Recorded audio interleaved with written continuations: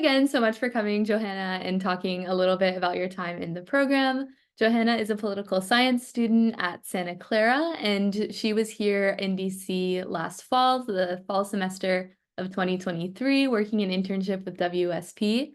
We will just go ahead right into the questions. And for the person joining us, first of all, thank you so much for coming during either school or during your summertime. Please feel free to ask questions in the chat or to ask them at the end of the session. I'm Julia and I'm an admissions advisor. So if you have questions about admissions or generally about the program, you can ask me. And then if you have questions about the student experience, you can ask Johanna. But we'll go ahead and jump right in. The first thing I'm curious about, Johanna, is there are so many different kinds of programs that bring students to DC, and of course, there are so many study abroad programs, I'm sure, at your university. So why did you choose WSP in particular for your fall semester? Yeah, absolutely. So I actually wrote about the Washington semester program in my application to Santa Clara my senior year of high school. So I had done my research and learned a little bit about it beforehand.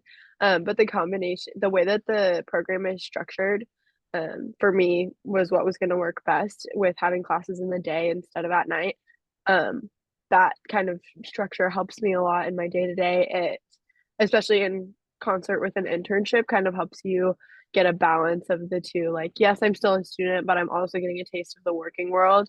And what I'm learning in my classes complements my internship really well.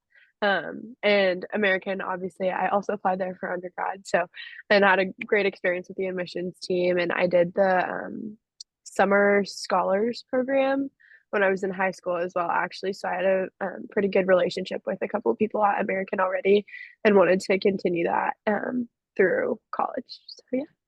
That's amazing that you were already talking about it before high school. I'm so happy it ended up working out that you were able to eventually join a few years later.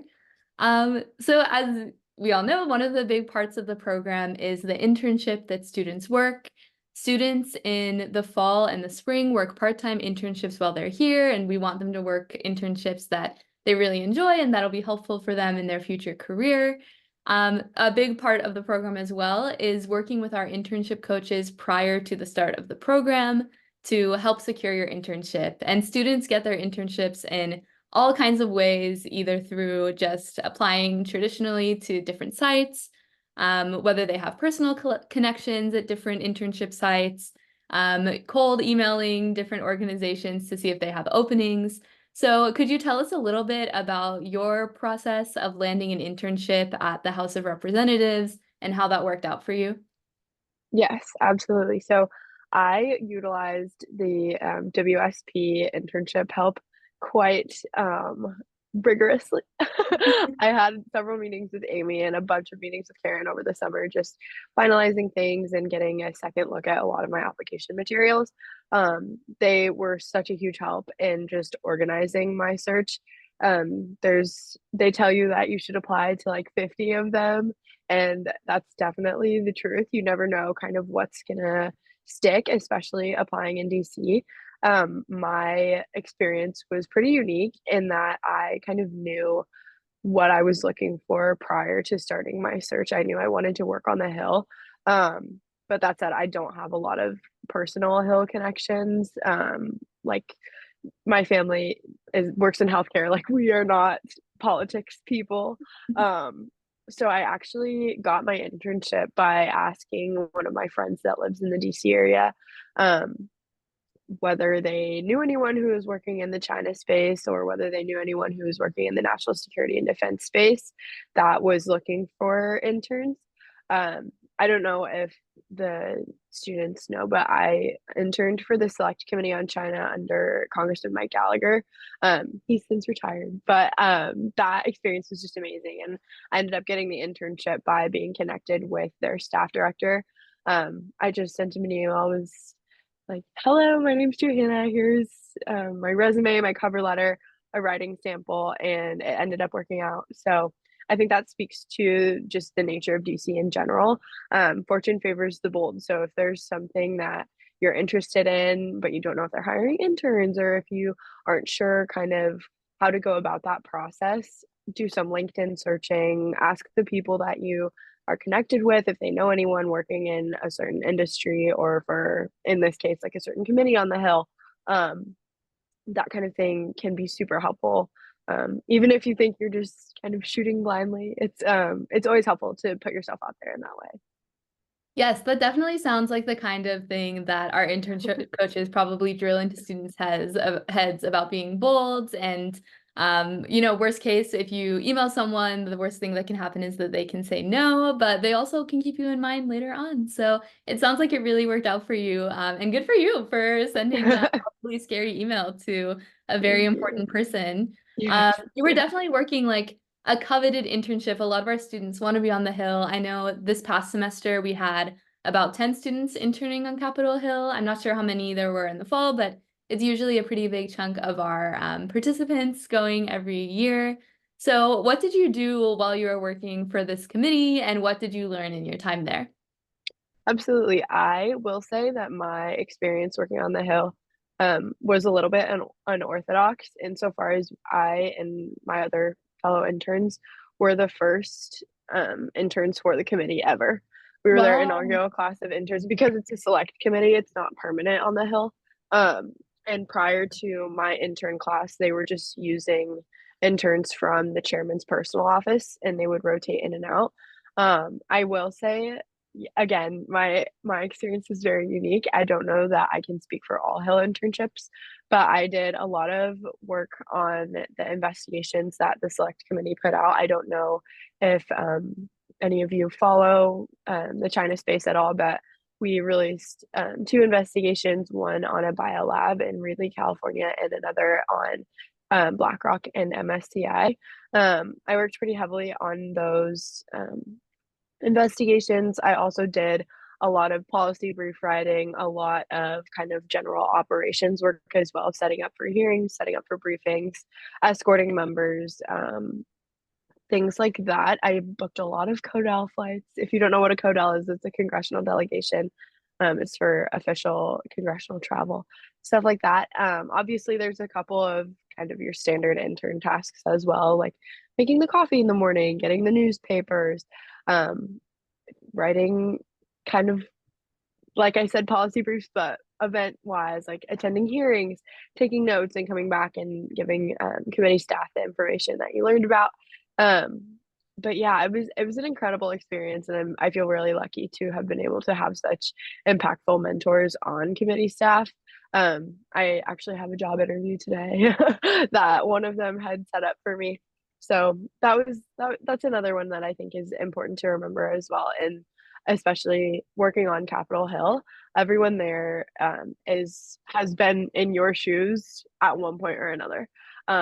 Most of them have been interns. Most of them have kind of had this bright-eyed view of, I just want to soak everything in, stuff like that. And they're more than willing to help if you ask for it.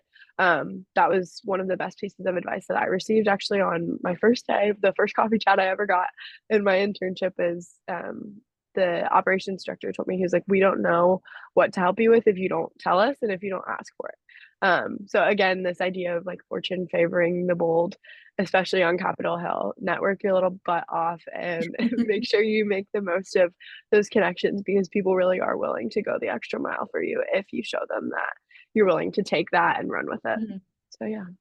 Okay, that position sounds even more like hands-on and involved than other Hilternships, as we say. So that's so cool Yes. that you got to do that, and that it sounds like it's something that was already in your area of interest, Mm-hmm. that you got to really like hone in on. Because most of the time, I think students get to do a lot of research on the Hill and things like that already, but it sounds like it was just even more so for you, and even less like answering phone calls and talking to constituents and stuff like that. Mm-hmm. So that is Still a some very important part of Still a how very Congress important functions. part, yes.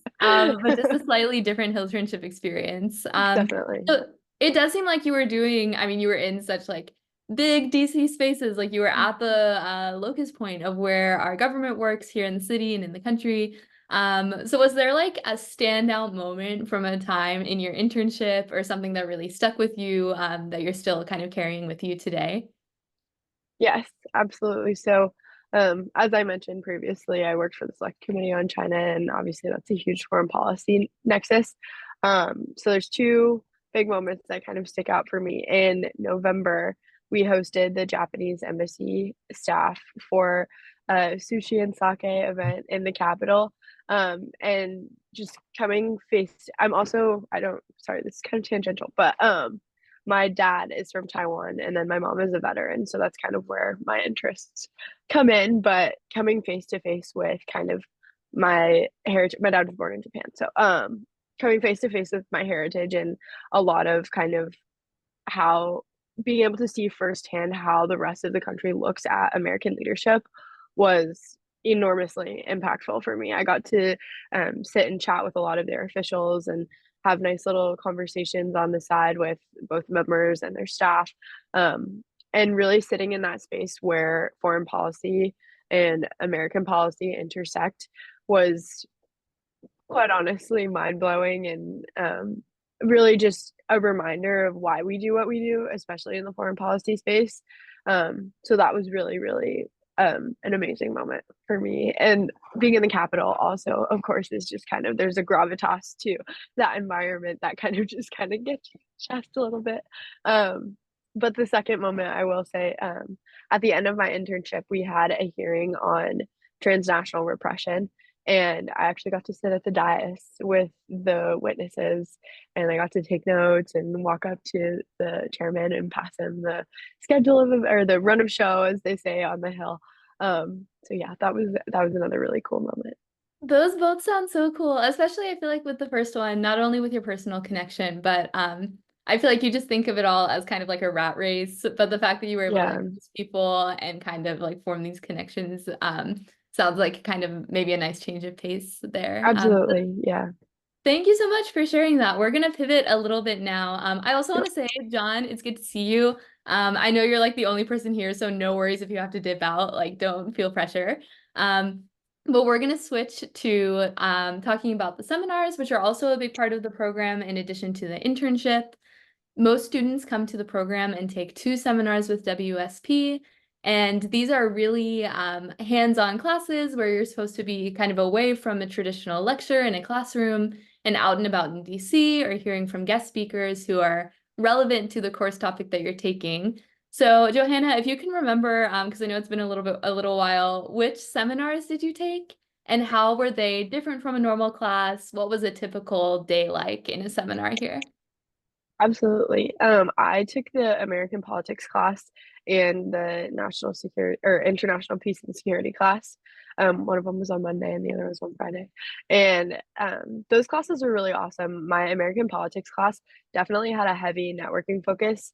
I think we only had 1 or 2 lectures the entire semester, and every other meeting we were either on site at a think tank or a different NGO, or we were at American hearing from a guest speaker. That class was particularly enjoyable for me simply because of the emphasis on like networking and getting advice from people and being able to sit and listen to people's stories, how they ended up where they are. That was the most beneficial part for me. And just especially as we kind of go into the season of some controversial and tenuous elections, being able to hear from people the different experiences they had going through that 4 years ago was super, super cool. And my professor, Dr. Sharon, if you have him, John, he's fabulous and one of the most friendly, intentional people I have ever met. But he did a really good job picking guest speakers who had a wealth of different experience. Like we talked to people from the press, we talked to people from election committees, we talked to people from like the Center on Foreign Relations. Um, there was a really good kind of breadth of diversity within our guest speakers for that class, which is something that I really enjoyed. We still had obviously like a midterm paper and a final paper, but being able to kind of revisit the material that we learned material insofar as we've learned from people and taken notes on the conversations we've had, but being able to revisit those both halfway through the internship and the semester, and then again at the end was just a really good reminder of these are the things that I've learned. This is how it's applicable to my career. And then the international peace and security class was quite honestly one of the best classes I've taken like in college period. The professor, Dr. Gurr, was amazing, and we had fewer site visits in that class, but the way that it was laid out and the timing of all of it matched up just so nicely. Like we'd have a lecture, and then like the next week we'd go visit like the U.S. Institute of Peace, um, and just the way that I learned so much in that class. Going to Santa Clara, there's not a whole lot of classes that kind of touch on a lot of these issues, especially pertaining to foreign policy and national security in that way. So being able to learn that material from a former and current practitioner, and then coupled with the site visits and being able to say like, oh, this is what I learned about in class last week. Now we're at the U.S. Institute of Peace, which does XYZ, was just so helpful. And I made so many friends too, which was so fun. It's hard when you're interning to kind of make time to do fun things, but the structure of WSP where you have class 2 days a week and then you intern the rest of the time was a nice kind of break up in my schedule. I got to see some of my friends, and yeah, it was a good kind of respite, especially for me. I ended up working full time, so Oh, wow. it was yeah, it was nice to be able to kind of remember that, oh, I'm still a student, I'm still learning. Yeah, yeah. So yeah, it was great. So you mentioned the Institute of Peace and then a couple of different speakers from your US politics class, but did you Mhm. have an absolute favorite guest speaker or a favorite site visit that you did while you were here? Oh gosh, probably the Japanese embassy. I touched on my personal connection a little bit as well, but outside of it being a really cool experience and getting to learn about the opportunities for U.S. American students to go to Japan and on scholarships or programs or English teaching, whatever the case may be, it's beautiful. The Japanese embassy is so pretty, and there's a lot of kind of the way that they build culture into the building itself is so intentional and is really cool to see. That was one of our first site visits. So that was really fun. The Supreme Court was also really, really cool. We got to go into the Supreme Court, which they don't always let you do, depending on what day of the week it is. That was also awesome. Um, we also talked to, I forget the exact wording of the organization, but it's like the Center on Nuclear Non-Proliferation. It was actually in Noma where I lived, which was super nice. So, but that conversation was enormously enlightening, especially given what I worked on a day-to-day basis in my Yeah. internship. No, I Yeah. imagine that's so relevant to the committee you were on, it sounds like. Yeah. I'll have to go see the Japanese embassy. I think that's one that I haven't been to. It's beautiful and their staff is so kind. It's so kind. Yes, they're Oh, that's so, great. Yeah. so sweet. Especially a college student. That's so nice. Okay, well, we're gonna do maybe our last little pivot to talk about your housing. You just mentioned that you live in Noma. So I imagine you were in a turnkey building with WSP apartments, is that right? Yes. Okay, so John, if you don't know, our students typically live in one of three buildings downtown, downtown DC. And these are supposed to be really quality and they're kind of fancy apartment buildings, and they're supposed to be in really good locations for getting to your internship and your site visits and the rest of the city. I know a lot of students come from dorms right into these apartment buildings or from other kinds of campus housing. So what was your time in the apartment living like while you were here? Yes, absolutely. Living in Noma was super, super fun. It was enormously convenient. Like you mentioned, the building that I lived in was Avalon First and M. It's on First and M Street in Noma. And it was less than a 5 minute walk to the metro. There was a Harris Teeter literally across the street from my apartment, which for me was super convenient. I have to call out a plethora of medications to the pharmacy quite frequently, so that was super helpful in that sense. But living in Noma was so fun, and having roommates for that experience as well was really helpful in terms of being able to come home from work at the end of the day and say like kind of do a debrief, like diaries on my day, and basically say like, oh, this is what we did today, like what did you do, being able to cook with my friends at night, share dinner, watch movies, and it was really fun, and the apartments are so nice. I'm graduating a year early at the end of this year Oh, and moving wow. back, and it's actually one of the buildings that I was looking at to try to find an apartment. Um, yeah, it's beautiful. The amenities are fantastic. Turnkey and American do a really good job of communicating with you if there any problems arise, if you need any help with getting a new metro pass or something like that. The turnkey folks are so helpful and very responsive. So our experience was really fun in that way. That's so good. And it's congratulations on graduating, I guess. That's really Thank you. exciting. Did people like spend a lot of time in other WSP students' rooms or other buildings even? Like, did you all go to different places or mostly stay in your unit? Yeah, we actually there were a couple other Santa Clara students in my semester and they lived in a different building. So it was being able to go between buildings was a really fun way to kind of meet more people outside of just orientation and class. There's the big group me, as I'm sure John you're already in, and people text them that pretty frequently, like, "Hey, we're all going to the mall and coming to so and so's apartment after if you want to join us," or "Hey, we're gonna go ride bikes around the Capitol and then we're going XYZ after." And that was a super fun way to kind of connect with everyone as well. And one thing that I think was super awesome in my experience, especially, is one of the buildings hosted all of the Baylor and Claremont McKenna Washington semester students as well, which was super fun. So, and again, getting to meet even more people who are Yeah. doing kind of a similar thing was really cool. They also utilized turnkey, so it was cool to basically kind of just be like, "Hey, we're doing the same thing. What's your experience like?" Yeah. So outside of just Washington semester program through American, getting to meet other semester students as well was really cool. And Fall and Spring students have the U Pass. Did you have that to get around for Yes.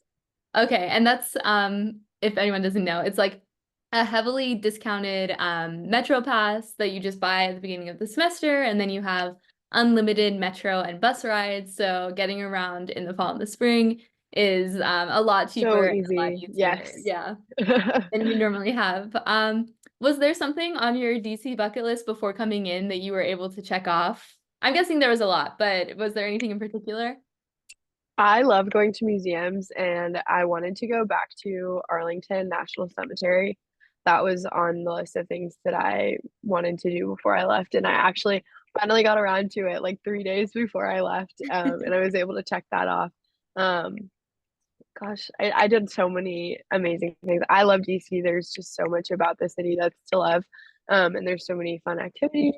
The spring students are lucky they get to see the cherry blossoms, which is so fun. But I also like I just enjoy being around all the monuments and going to the museums and kind of walking around and going to dinner and seeing like, oh, there's the Federal Reserve, or like, oh, there's the Veterans Affairs building. That kind of stuff is just crazy and so fun. A lot of the classes also got to tour the White House. I wasn't in one of those classes, but they all said that that was one of their most favorite memories of the trip, which was really cool. What was your favorite memory from your time in the program? Oh gosh. What a big question. I see the bullet point about personal and professional growth, and quite honestly, that has to be my favorite memory, just how much I grew from the beginning to the end of the program. I I tell people all the time that doing the Washington semester was probably the single most important thing I ever did in college. Just in terms of being able to whittle down what it is that I want to do in my career. Like, what do I want my post grad to look like? What career do I want to pursue? What industry do I want to work in? Even if you're not a political science student, there are so many opportunities in DC to talk to people and say, like, these are the things I'm interested in. This is my end goal. How do I get there? That was probably the most valuable thing for me. I made friends that will be in my life forever, which was really, really fun and something that I don't know that I was expecting. I knew it was going to be a fruitful experience, but I didn't know quite how big of a support system WSP would offer, both in their staff and in the students that they select for the program. So that was really awesome. And yeah, I just to circle back to my initial point, just the amount of growth that you go through, both balancing being a student and a young professional and kind of being able to experience both of those things at the same time is a really fruitful reminder of like, hey, it's okay to live in the moment and still be a student, but this is everything that you have to look forward to upon graduating. So yeah, sorry, that's kind of a indirect answer to your question. I hope that that's helpful. No, that's perfect. That actually answered, yeah, what my final question was going to be, which is its influence on your future plans and then its personal and professional impact on you. And it sounds like you're coming back to DC and trying to work in a I similar am. space. So Yes, yes, I guess it worked out. it But no, absolutely did. that's great. So I'm just going to quickly go to this page to show that we have, like, this is the information for applying to the program. Students coming in the fall and the spring just have to do a really short essay and then submit a transcript and then get approval from their partner university. And then this is just info about the dates and the cost for a double room in that turnkey housing. But I'm gonna go ahead and stop the share. Once again, John, I know you're the only person here, so no worries if you don't have questions. But if you do have a question about the student experience, then feel free to go ahead and ask Johanna now. Or if you have a general question about the program, you can ask me. So we'll give you a second. If you also, once again, need to dip out, then that's totally fine. Okay. Yeah, I actually had a couple questions. Firstly, I was wondering how many apps, Joanna, did you do in total for internships? Yes, it's a very daunting process, so I don't blame you for asking the question. I ended up submitting about 30 applications, both through the portal that they give you guys. What I forget the like website title, but American as a Washington semester student offers you this portal and it has a bunch of internships listed. Like you can search by keyword or industry, like what it is that you want to do. A lot of the Hill internships aren't on there, but I applied to several kind of private sector and executive branch internships that were on the portal, which was super helpful. And then the other ones just kind of, I'm sure you're aware how to kind of go about it. You go to the personal office and then you find the email that you send all the material to, and then you send that out. One piece of advice I do have, if you are applying for multiple internships on the Hill, change your cover letter. Don't just like write a blanket cover letter and change like the office address and the I'm writing to express my internship in or interest in an internship in da, da, da, da, office. Don't just change that. Change the whole thing, and it's a lot of work, but I promise you it will pay off. One kind of skepticism that I had was whether or not personal offices on the Hill share that kind of information, and sometimes they do. So a good kind of piece of advice there. That's so interesting. I hadn't realized that they were Yeah, all like I the same. I didn't realize that either, but I think for committee staff especially, they'll share it with like different member offices if you say that Yeah. you have interest in X, Y, or Z, and then they'll like bump your cover letter over to them. So make sure you are very intentional about what you say in the cover letters because it's super helpful. Okay, thank you. I actually have a couple questions, if it's all right. Next one Absolutely, yeah. was, did you apply to, like, for the internships on the Hill, did you apply to those outside of your home state, like representatives outside of your home state, or just your own home state? I actually didn't apply to my home state at all. I chose internships that I thought would I went through basically like a bunch of different members' offices and a bunch of different committees that I thought worked heavily with what I wanted to do, foreign policy and defense.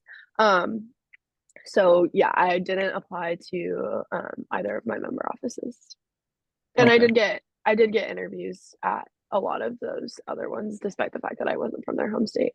And I think, are you going in the fall or the spring? Fall. Yeah. So fall, the likelihood of getting an internship outside of your home state is a lot higher in the fall simply because they have fewer applicants. It's a lot less competitive. So I think that's another helpful note to remember. Like if there's someone you really admire on the Hill that you are highly interested in working for, just shoot your shot because you'll probably get an interview. Okay, thank you. Um, My next question is like how long I saw that in the process of applying for internships, it's good to follow up with the person you emailed either by calling the office directly or via fellow email another email. How long did you normally wait before you would follow up with people? Yeah, I actually waited like 2 weeks between like I would submit my application. A lot of the Hill internships, especially, will have you send all of your material to an email. So I either emailed that email or found another one through LinkedIn or a connection or whomever and followed up 2 weeks after. And that's kind of that's what Karen will tell you as well. To a 2 week follow up is pretty standard and is a good way to kind of go about it. I will say with the phone calls, it's sorry. Phone calls are a little bit more difficult to get a hold of the person that you're looking for sometimes because on the Hill, interns usually answer the phone. Um, so something to keep in mind. I would not discourage it. Just something to keep in mind when you are doing your follow-ups. Thank you. My next question was in regards to like references. From what I looked at, I assume it would be across the board for all Hill internships, but I saw that references was one thing that they had required as well. Mhm. I guess was that your experience? And then the follow-up question would be, how did you decide who to put down for your references? What was kind of your thought process?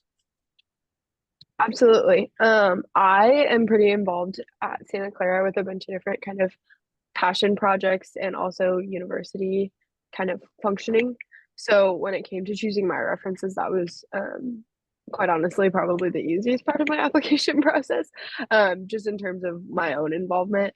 But when it comes, if you're not as involved, or if you have better relationships with your professors or better relationships with past employers, um, that is the kind of thing that I would keep in mind as someone who can speak to your um, personal abilities, your educational capacity, and also your work ethic is something that I think is important to keep in mind.